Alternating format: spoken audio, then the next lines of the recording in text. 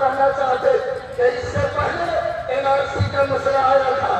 یاد رکھو NRC سے ہماری ناگرکتا پر اثر پڑ رہا تھا.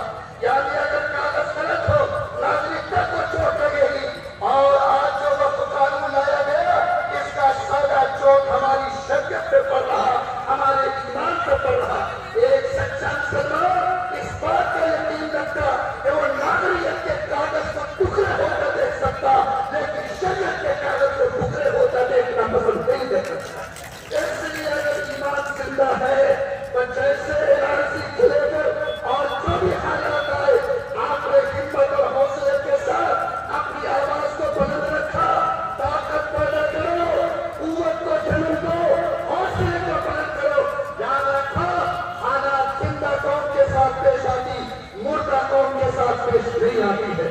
اگر آپ زندہ ہیں اور آپ اپنے اندر زندگی کی رمق محسوس کرتے تو میں آپ کو دعوت کرتا ہوں کہ جب بھی آپ کے بڑے آپ کو آواز دیں, جب بھی ایسے لوگ جو آج منتشیت کر رہے ہیں اور وہ تمام سیاسی پارٹیاں جنہوں نے حق کی آواز میں ساتھ دیا ہے ملک کا سنویدھان کو بچانے کا, ہم آخری دم تک تمام قوت کے ساتھ ان کی آواز میں اعلیٰ مبارکباد رہنے کی ہمت کریں گے اور انشاءاللہ کبھی کے کبھی ہونے نہیں دیں گے.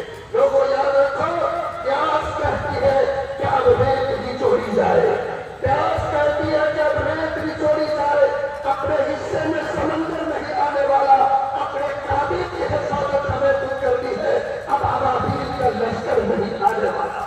اور ساتھ جو لوگ ظلم کی آقا کرتے ہیں انہیں کہو کہ سرفروشی کی تمنا آج ہمارے دل میں ہے. یہ کیا ہے کوئی کتا بات ہوئے قابل ہے.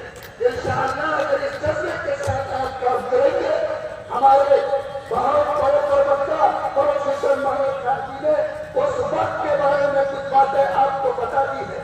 وقت نہیں ہے ورنہ میں آپ کے سامنے تفصیل سے وہ بات رکھتا کہ یہ وقت آپ کے لیے کتنا خطرناک, ملک کے لیے کتنا خطرناک, سماج کے لیے کتنا خطرناک ہے.